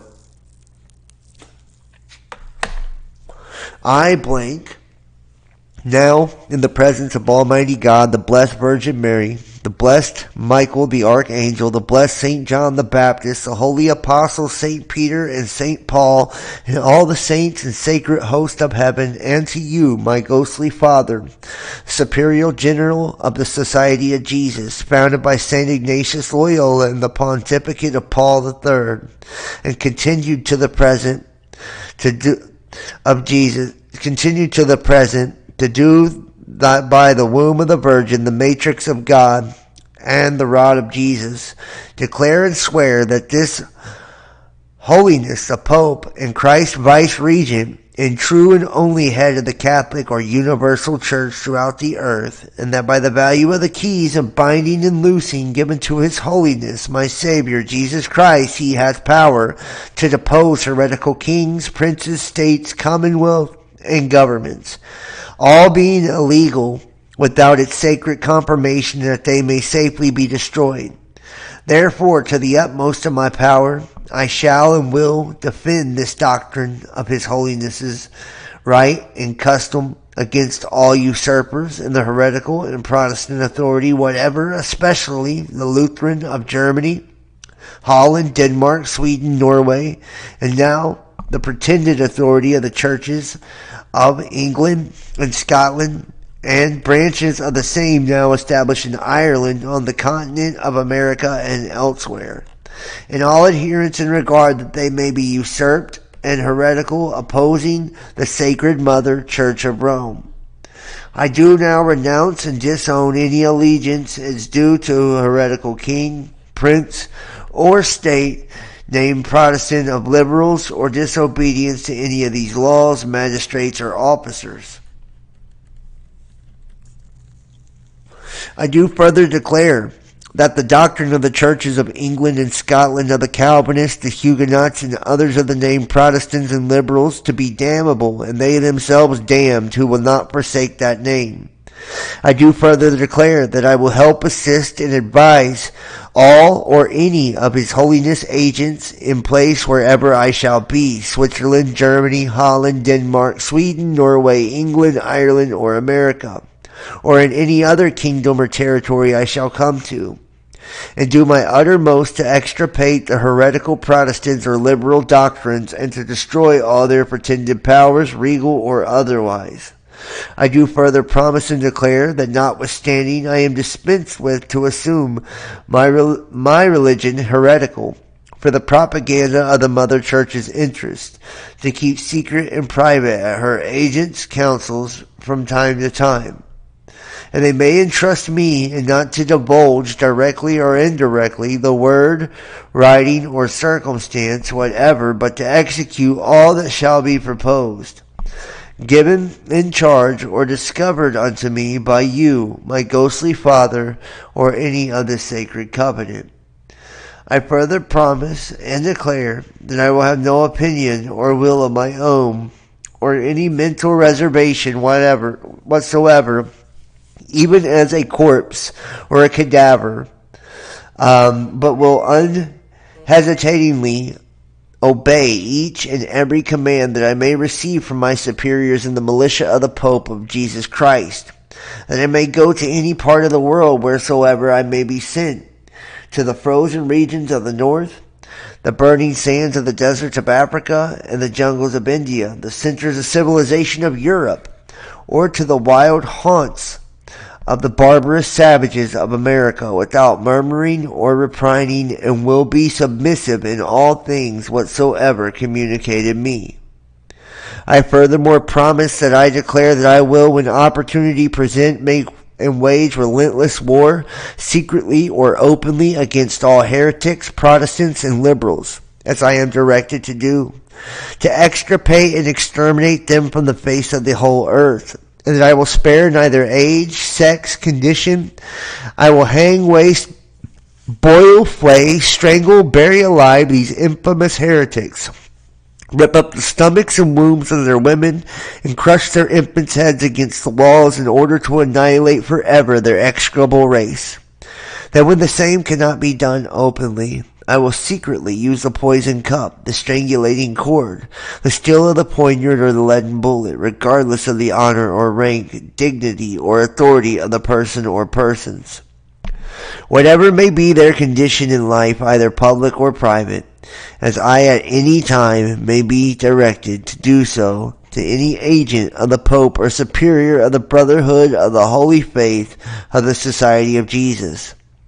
In confirmation which I hereby dedicate my life, my soul, and all my corporal powers, and with this dagger which I now receive, I will subscribe my name written in my own blood and testimony thereof, and should I prove false or weaken in my determination, may my brethren and my fellow soldiers of the militia or the Pope cut off my hands and feet, and my throat from ear to ear, and belly opened and sulfur burned therein, with all the punishment that can be inflicted upon me on earth, and my soul tortured by demons in eternal hell forever. As of which I do swear by the blessed Trinity and blessed sacraments, which I am now to receive, to perform, and on my part to keep inviolable and due call the heavenly and glorious host of heaven, to witness the blessed sacrament of the Eucharist, and witness the same further with my name written, and with the point of this dagger dipped in my own blood, and sealed in the face of this holy covenant. He receives the wafer from the superior, and writes his name with the point of the dagger dipped in his own blood, taken from over his heart. Superior: you will now rise to your feet, and I will instruct you in the catechism necessary to make yourself known to any member of the Society of Jesus belonging to this rank. In the first place, you as a brother Jesuit will another mutually make the ordinary sign of the cross, as an ordinary Roman Catholic would. Then one cross his wrist, the palms of his hands open, and the other in answers crosses his feet, one above the other. The first points with the forefinger on the right hand to the center of the palm of the left, and the other with the forefinger of the left hand points to the center of the palm of the right. The first then with the right hand makes a circle around his head, touching it. Other than with the forefinger, and his left hand touches the left side of his body just below his heart, and then with his right hand he draws it across the throat of the other, and the latter then with a dagger down the stomach and abdomen of the first. The first then says Lustum, and other answers Nicar, and the first Regis. The other answers impious, this meaning of which has already been explained. The first will then present a small piece of paper folded in a peculiar manner 4 times, while the other will cut longitudinally. On opening the name, Jesu will be found written upon the head and the arms of the cross 3 times, and you will then give and receive with him following questions and answers. And here are the questions. Question: from whither do you come? Answer: the Holy Faith. Question: whom do you serve? Answer: the Holy Father at Rome, the Pope, and the Roman Catholic Church, universal throughout the world. Question: who commands you? Answer: the successor of Saint Ignatius Loyola, the founder of the Society of Jesus, or of the Soldiers of Jesus Christ. Question: who received you? Answer: a venerable man in white hair. Question: how?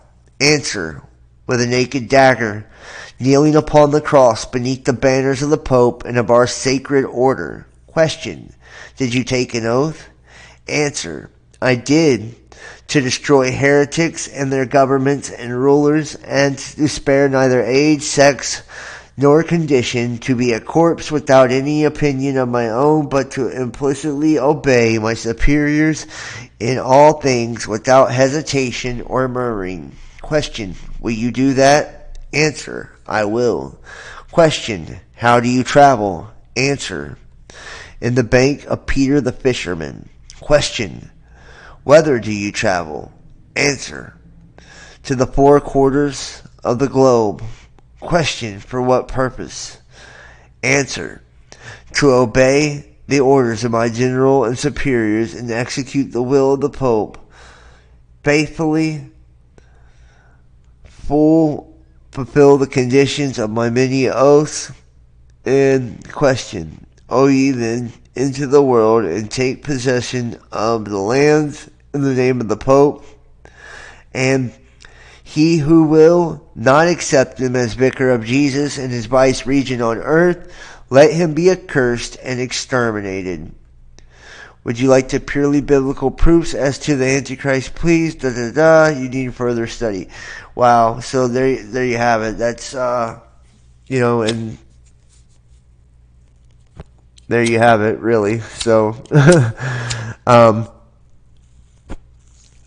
that's the extreme Jesuit oath of induction. So those of you that have never heard that, that's a little treat for you right there. I'm also going to show you something else from the father of Freemasonry, just to kind of show you a little bit more as we're getting deeper into the hidden hand here. And show you the plans.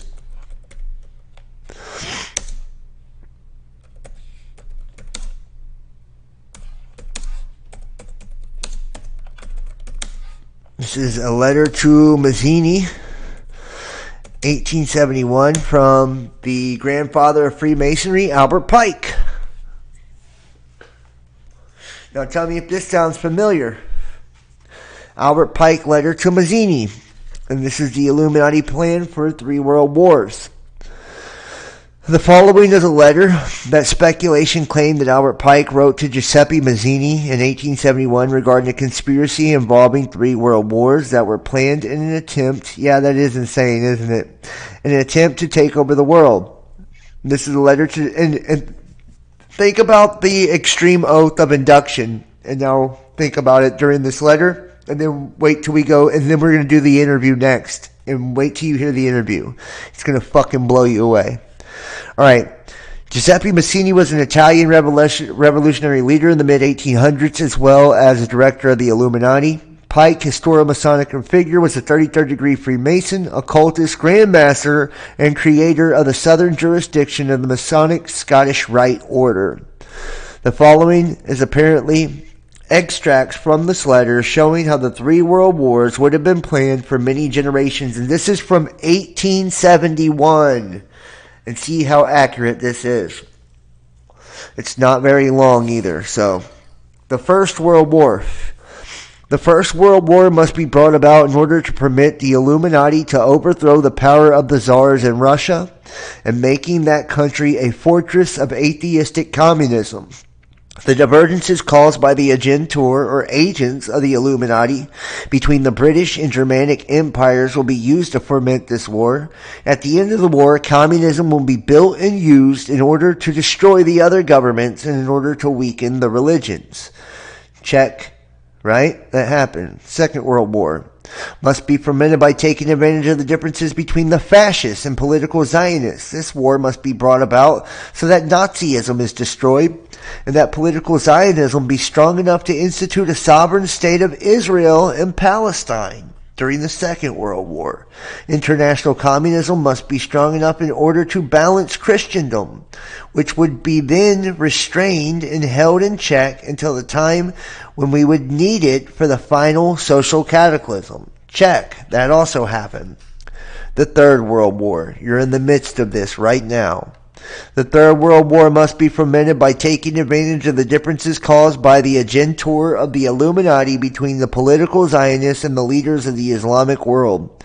The war must be conducted in such a way that Islam, the Muslim Arabic world, and political Zionism, the state of Israel, mutually destroy each other. Meanwhile, the other nations, once more divided on the issue, will be constrained to fight to the point of complete physical, moral, spiritual, and economical exhaustion. We shall unleash the nihilist and the atheist, and we shall provoke a formidable social cataclysm which in all its horror will show clearly to the nations the effect of absolute atheism, origin of savagery, and of the most bloody turmoil. Then everywhere, the citizens, obliged to defend themselves against the world minority of revolutionaries, will exterminate these destroyers of civilization, the multitude disillusioned with Christianity, whose deistic spirits will from that moment be without compass or direction, anxious for an ideal, but without knowing where to render its adoration, will receive the true light through the universal manifestation of the pure doctrine of Lucifer, brought finally out into public view. This manifestation will result from the general reactionary movement, which will follow the destruction of Christianity and atheism, both conquered and exterminated at the same time. And you can see here Pike and, him dressed up in his Masonic gear here. And let me show you one more thing, too. Just to kind of bury it home deeper. Just so you can see where all this goes.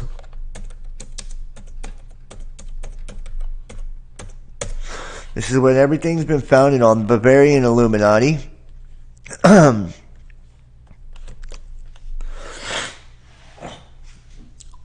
Bavarian Illuminati, perhaps the most closely associated with the name Illuminati, short-lived movement of Republican free thought, was founded on May of day 1776 by Adam Weishaupt, professor of canon law of Ingolstadt and former Jesuit. And let's see if we can pull this up more.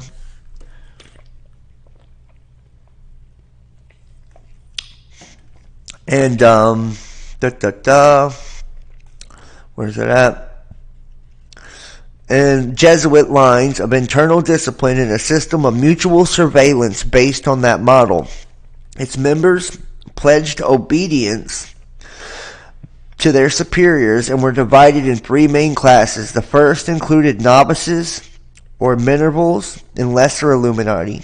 The second consisted of Freemasons, ordinary, Scottish, and Scottish Knights, and the third, mystery class, comprised two grades of priest and regent, as well as magus and king. Beginning with the narrow circle of disciples carefully selected from among his own students, Weishaupt gradually extended his recruitment efforts from Ingolstadt to Eckstadt, Freising, Munich, and elsewhere, with special attention being given to the enlistment of young men of wealth, rank, and social importance. From 1778 onward, Weishaupt's Illuminati began to make contact with various Masonic lodges where, under the impulse of Adolf Franz Friedrich Freiherr von Sieg, one of their chief converts, they often managed to gain a commanding position. It was Krieg that society was indebted to for extremely elaborate constitution, never, however, actually realized, as well as his internal communication system. Each member of the order had given him a special name, generally classical, by which he alone was addressed in official writing. Weishaupt was referred to as Spartacus, with Nieg was Philo, and all internal correspondence was conducted in cipher. And to increase the mystification, towns and provinces were invested with new and altogether arbitrary designations. At the period of the greatest development, Weishaupt's Bavarian Illuminati included its operations in a very wide area, extending from Italy to Denmark to Warsaw to Paris. At no time, however, do its numbers appear to have exceeded 2,000. The order and its doctrines appealed to literary giants such as Johann Wolfgang von Goethe and Johann Gottfried von Herder, as well as a Duke Ernest II of Gotha and Charles Augustus and Saxe-Weimar-Eisenach. Such notables were claimed as members, although as questionable as if they were actually so. Weishaupt's Illuminati were believed to have included astronomer Johann Bode and writer and bookseller Friedrich Nicolai, philosopher Friedrich Jacobi, and poet Friedrich Leopold, and Grafzu Stolberg. And that is the later Illuminati. After the suppression of Weishaupt's order, the title Illuminati was given to the French Martinists, founded in 1754 by Martinez Pasquale and propagated by Louis Claude de Saint Martin. 1719, Martinism had been spread to Russia by Johann George Schwartz, by Nikolai Nevikov. Both strains of illuminated Martinism included elements of Kabbalism and Christian mysticism, imbibing ideas from Jacob Boehme and Emanuel Swedenborg. The organizational culture, conventionally defined as the ensemble of beliefs, assumptions, values, norms, artifacts, symbols, actions, language patterns shared by all members of an organization. In this view, culture is thought to be an acquired body of knowledge whose interpretation and understanding provide the identity of the organization and a sense of shared identity among its members. This approach assumes charity of organization-wide consensus among members and discounts ambiguity. However, organizational cultures can also be viewed from at least two other perspectives. A different perspective centers on the whole, but rather not the consensus reached within the different subcultures of the organization, which often conflict with each other outside confines of subcultures. Ambiguity and inconsistency exist organization-wide. Example given where members may say one thing and do another. Yet another approach discounts consistency as defining characteristics of culture and focuses on ambiguity as the essence of culture. Here, agreement and disagreement are constantly changing, and no stable organization-wide or subculture consensus exists. And let me show you something else, too, while we're at it. Well, remember, in the Bible, it says, on this rock I build my church, as he's talking to Peter. Peter was crucified upside down. That's part of, the initiation ritual, right? That's what the Sumerians are depicting when they got that magnet in their hand, and that pine cone in their other hand, right? Is the inverted T, or the T being flipped upside down. That's you crucifying yourself upside down, and your spiritual self being crucified right side up.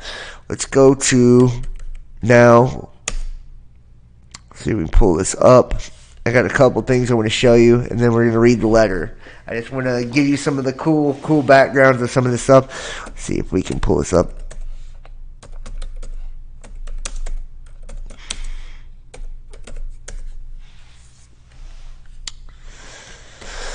The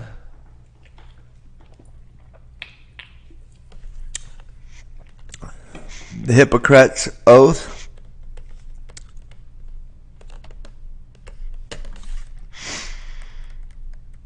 And here we go. This is the Hippocratic Oath. I swear before my gods and ancestors, my teachers and fellow healers and apprentices, and by all the arts and knowledge I was privileged to learn, that I will stand by these words. I will love those who taught me these arts, and I love them and love my parents, and I will offer my skills to the young and to the same generosity that they were given to me, and I will never ask them for gold, but demand that they stand by this covenant in return. I also swear that if I earn fame and wealth, I will share it with my masters and my students. I will soothe the pain of anyone who needs my art. And if I don't know how, I'll seek the counsel of my teachers. I will offer those who suffer all my attention, my science and love. Never will I betray them or risk or their well-being to satisfy my vanity. I will not hurt my fellow or put a knife to his flesh, and I don't know how, or give him an herb to soothe his pain, even if he begs for it in anguish, if it might take away his breath. I will never harm my suffering friend, because life is sacred. From the tender fruit that once was in his mother's womb to the first sigh he gave out between her legs when he opened his eyes to the world, I will try to understand his sorrows, but his secrets will never leave my ears. Under no circumstance I will use his body to advance my knowledge or my fame, unless in his last moment he or his widow give me his corpse, so that his death may help me understand how to soothe another's pain. I pray the attention I give to those who put themselves in my hands be rewarded with happiness. And in honor of the knowledge I received from my teachers, I swear to care for anyone who suffers, prince or slave. If I ever break this oath, let my gods take away my knowledge of this art and of my health. Here speaks a citizen, a servant of people. May I be destroyed if I betray these words. And this was Hippocrates' Oath. Here's the Hippocratic Oath today.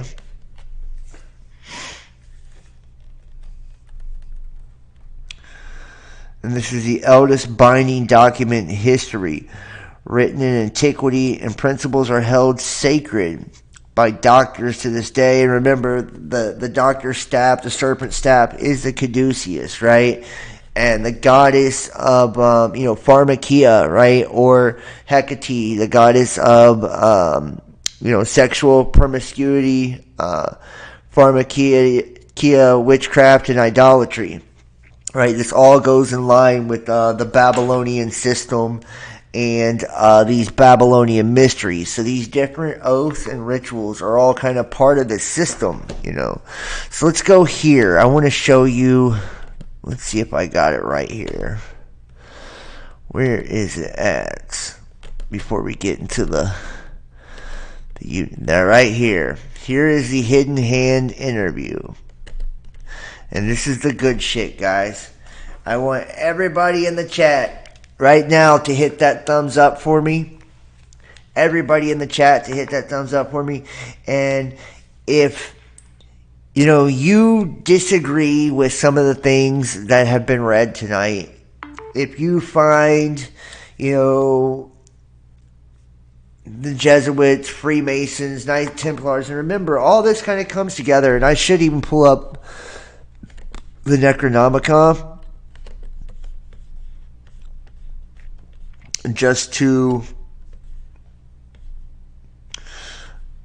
give you guys a little bit on the Mad Arab too, so you can see exactly more of the origins of this.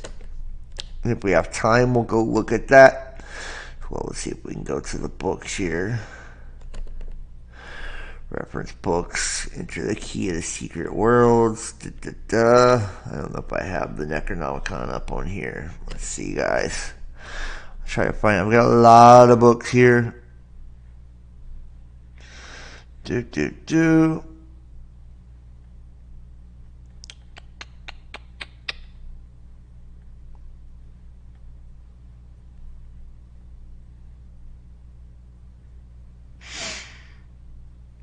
Secret Doctrine of the Rosicrucians. Let's see if we can find Art of Mysticism.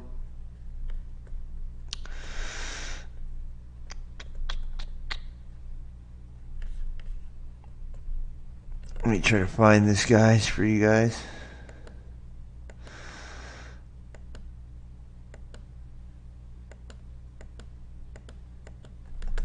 I think it's this one right here.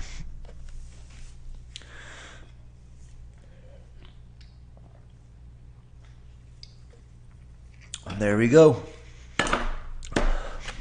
Cthulhu's Mythos. And one more I'll pull up too, just to kind of Secret Doctrine of the Rosicrucians as well for you guys. Might as well bring out all the mysteries, right, while we're at it. Alright, so let's see if we can bring back up the chat too. There we go. That's insane. And everybody in the chat, let me know if you guys can still hear me and see me fine. I want to make sure that the chat's still going good here. If you can, let me know if you guys can still hear everything and if this is making sense to you.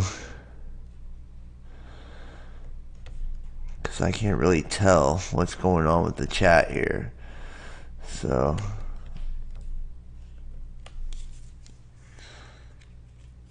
looks like the chat's not moving on my end. Alright, let's make sure that we're still going here on YouTube. Yeah, looks like we're going, so okay. Guess we're going. And I got one more thing too I want to pull up. We're going to pull up a video as well.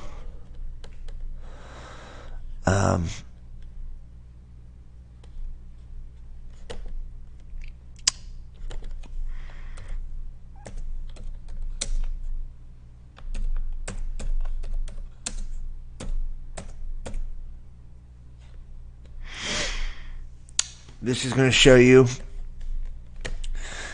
part of a ritual, right? And this is real deal, real deal ritual, inside of Bohemian Grove, right? So this is some of the things that take place behind the scenes of, a lot of this shit that most people never get a chance to see or never get a chance to be made aware of. Here we go. Bohemian Grove. Let's see. How long is that one? That's part 2. Let's forget what the name of the actual video is. Bohemian Club, I think it's right here.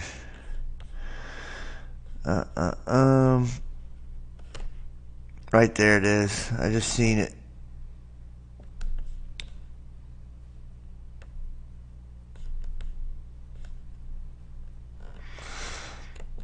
I think it's right here.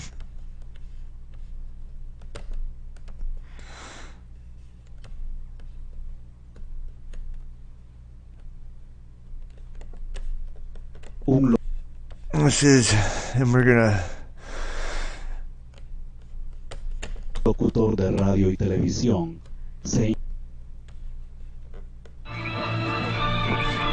And this is literally, this is older than dirt, guys. I don't know how many of you guys are familiar with this video. This is from Alex Jones. All right, you guys can hear. Thank you so much. I see you over on Facebook. Check this out. This is inside Bohemian Grove. Remember, we've talked about Adam Weishaupt and the Bavarian Illuminati. We've talked about the Knights Templars.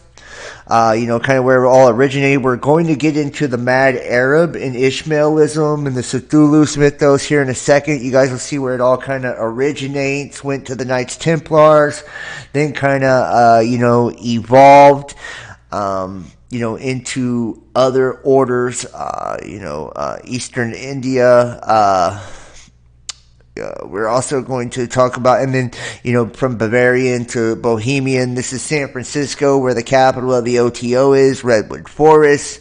This is where you have Bohemian Grove. This is where you have a lot of these things that are taking place, and a lot of people don't make connect the dots. But these mystery schools, they all kind of go back to, these Jesuit orders and these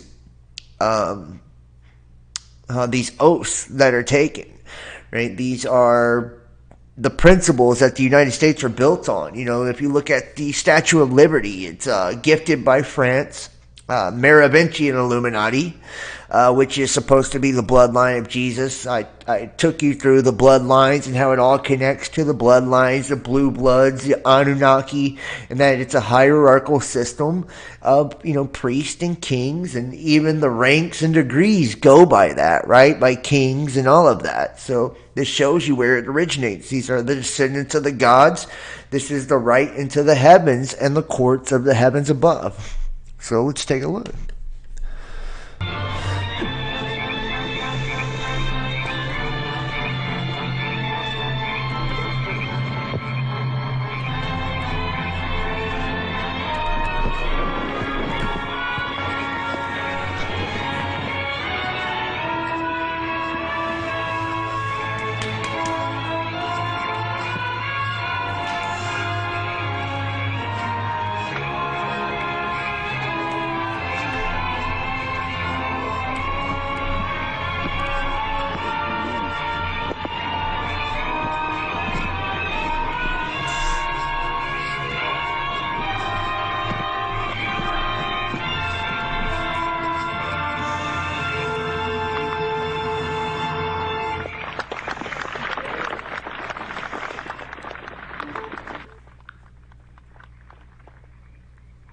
Oh tú, aquí te has...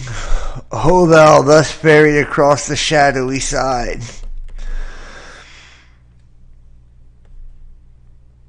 in all the ancient majesty of death, dull care, ardent enemy of loyalty, not for thee the forgiveness of the restful grave. Fire shall have its will of thee, and all the winds make merry of thy dust. Bring fire. This is a cremation of care, Bohemian Grove. And we're not going to show very much of this, and we need to hit pause. We can't let it go too long, or they'll hit us with a little copyright strike. I'm only going to give you a little bit of this before we switch to this in hand. And you see them bringing the fire over into the ritual. Crossing the river Styx here on the boat. You see all the priests lined up over the big giant statue of Moloch.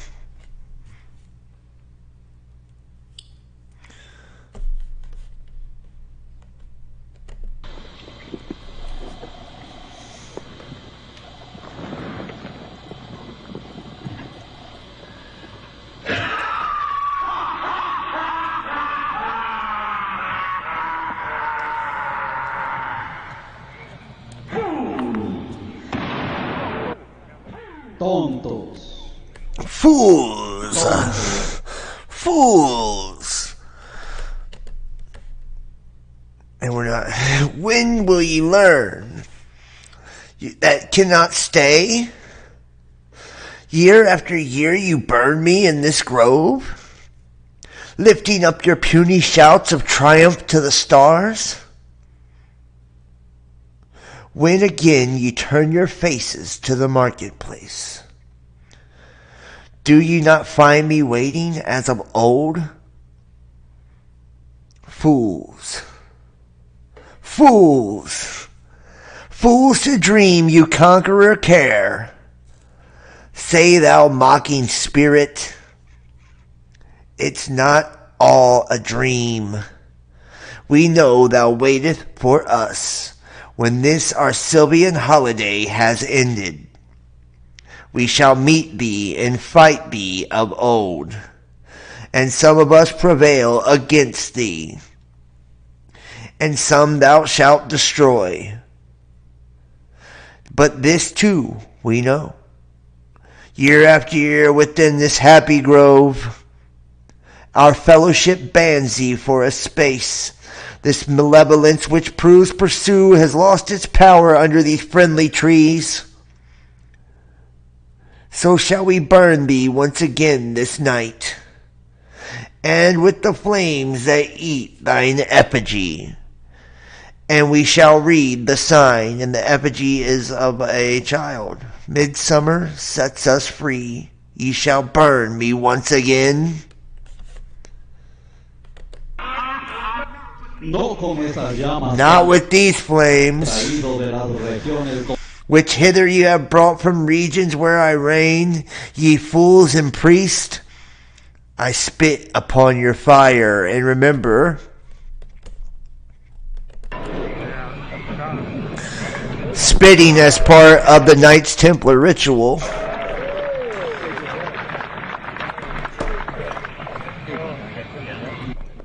O búho, príncipe. An owl, prince of all mortal wisdom.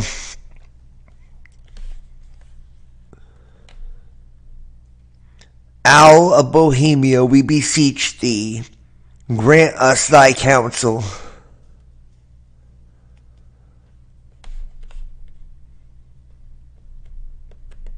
No fire, no fire, no fire. Ningún fuego.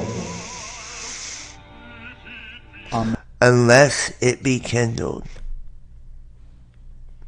In the world where care is, nourished is the hates of men. Nourished on the hates of men, and drive him from this grove. And you see the giant owl right there, guys. Right there. And I'm going to leave it at that. You can see that is the cremation of care ritual. Very, very gnarly. We will get into the Mad Arab in just a minute. But first, let's go to the hidden hand here.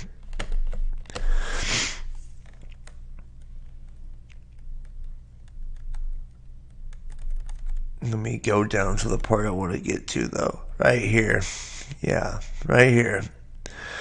Since the publication of this book in December 1977, this is Necronomicon, by the way. Okay? I'm just going to read the little beginning here. A long-time pilgrim in search for the genuine Necronomicon, which we knew since childhood really existed, was suitably impressed, shocked actually. He asked to see the dubious personality who claimed responsibility for the editing and general research work that went into that volume. Let me pull up the chat too. I would love to hear what you guys have to say. I would love to see your comments right now, guys. If you have some comments, please drop your comments in the comment section. I would love to hear your thoughts on these rituals. What do you make of it? Anything for real. All right. The exotic individual, Simon by name, appeared suddenly one day in the living quarters, attired in a beret and a suit of some dark fibrous material, and attached a case contained, besides correspondence from Balkan embassies, photograph of the FO-14 fighter being carried up to shipment in Luxembourg, additional material on the Necronomicon, which proved his bona fides. Also at the meeting was a third member of the Unholy Trinity, James Wasserman of Studio 31, who, according to South American cult leader, died during the last year, but who had been able, with assistance from the Stone of the Wise and certain formulae in this book, to go on about his business like unto a living man. With Simon's manuscript, Barnes's occult vision and aesthetic scruples, and Westerman's production experience and tireless labor, a board Necronomicon began to take shape, and the first edition smote the stands on December 22nd, 1977, the ancient pagan feast of Yule, the winter solstice. Yet not without a number of bizarre occurrences and more than once threatened the lives, the sanity, and the astral bodies of the three individuals more deeply involved. Jim Wasserman was subjected to what we may vaguely refer to as poltergeist activity during the time he worked on production and design aspects of the book. A room which, for a certain loathsome purposes, was always kept locked was found one day to have been opened from the inside. In the same building, just below his loft, the typesetters were set upon swarms of rats. The discoveries of a small Hindu idol that had been lost signaled the end to the plague, and the rats disappeared. Simon usually lives in fear of his life for reasons that do not always have to do with the Necronomicon. However, he has been subject to constant surveillance by the Ancient Ones, as they await one slip, the single misstep that they will provide for them the entry they earnestly desire into this world. L.K. Barnes, on the other hand, had no rest for whatever the signals and messages for the extraterrestrial intelligences that were overseers and the guardians of this book's publication. He's been plagued by unremitting chain of numerological events which he cannot ignore. The predominance of the numbers 13, 333, 555, 666, and others too arcane to bear mentioning have been made his life a demonstration. Read demonstration of Jungian synchronicity patterns. Also, his printing of a beautiful full-colored Dendros zodiac in the first anniversary of Necronomicon's publication in 1978 precipitated a rash of UFO sightings in Australia and New Zealand, in which one pilot had disappeared. Bizarre occurrences.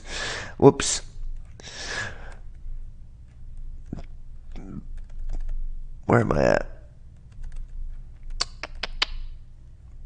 The Necronomicon. Bizarre occurrences and humorous coincidences aside for the moment, the Necronomicon caused changes in the conscience of the people most intimately involved with it, as well as many strangers who simply brought the book through the mail or the bookstore. Judging by the letters we've received in the last 2 years, the changes have been startling. Many have found the book's magic to work, and work extremely well. Others, having once attempted certain of the rituals, felt compelled to retire from the occult scene for lengthy periods of time. The mere fact that the book was generally considered never have existed and then found to exist after all is itself a powerful psychic influence, a fantasy come true, a dream realized in waking life. The quest for a lifetime search came to an end, the ultimate book of spells, the godfather of grimoires. Therefore, it is with awe and with something akin to dread that I address this second edition to the courageous reader of the Necronomicon. The beast has told us, I am the warrior lord of the 40s, the 80s cover before me and are abased. The edition of the Necronomicon is scheduled for early delivery in January and February 1980, making it possibly the first occult book of the 80s, a herald of doom or a harbinger of fate. Since the publication in 1977, ancient forces of erstwhile victory have been banging and clamoring at the gates. In the middle of killing spree and caliber killer known to the press of the Son of Sam, who motivated, according to recent reports, by membership in a satanic cult in Yonkers, several months after the capture of David Berkowitz in 1978, nearly 1,000 people killed themselves in Guyana at the orders of a crazed religious leader. Several months after that, the leader of a mystical Islamic sect seized power in Iran at the time of writing, is calling for a holy war against the infidel. There is evidence that every New Age witness of baptism by fire, Christians and Muslims are turning on each other and themselves. Israel once again in serious jeopardy, Buddhism being eradicated in Southeast Asia as it was in Tibet. The Ancient Ones, lords of a time before memory, are being drawn by the smell of confusion and the hysteria of mutual hatred in the primitive life forms on this planet, human beings. Unless the gates are secured against attack, unless humanity awakens to both real danger and real potential for evolution, Well, the vision of the mad Arab, ancestor of the Muslim princes so much in the news, is one certainly of terror. The discovery of this book, however, like the discovery of typesetters' idols, may be the key, the link in our defense against the possible enemy awaiting us. Outside, events of the 2 last years have shown us the book as an amulet, a protective shield that guards its own from the machinations of evil. Extraterrestrials are primevally elemental, alien beings, or subconscious expressions. They are powerless against us if we consider deeply the message of this book, and we take the seeming ranting of the Arab at face value for what they are: a warning, a weapon, and a wisdom. With these 3, we enter the new age of the crowned and conquering child, Horus, not in a slouch towards Bethlehem, but born within us at the moment we conquer the lurking fear in our own souls. I hope you guys are ready, man. The Necronomicon's some shiznit, and it's supposed to say that we are cursed if we read this book. Okay? So, just going to put that out there. Those of you who don't want anything to do with this. The mythos and the magic. And we're going to look at the mythos. And then we're going to jump into the final piece of the show, which is, I'm saving the best for last. So I'm trying to get you to hold on for the very best for last, which is the Hidden Hand interview. And it is fucking fascinating. So hang in there. Okay. We can profitably compare the essence of most Lovecraft short stories with the basic theme of Crowley's unique system of ceremonial magic.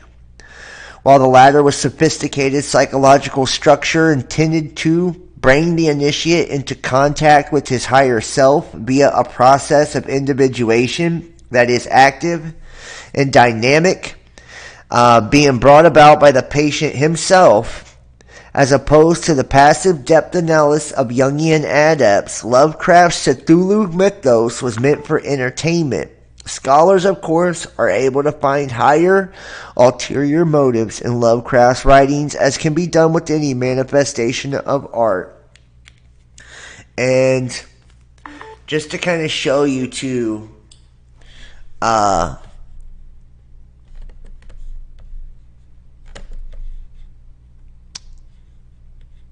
quick clip on what it is said that the old ones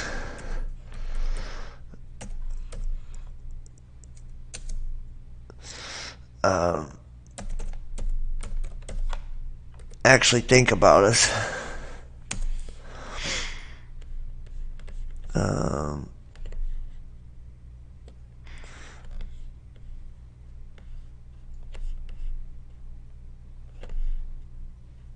Right here.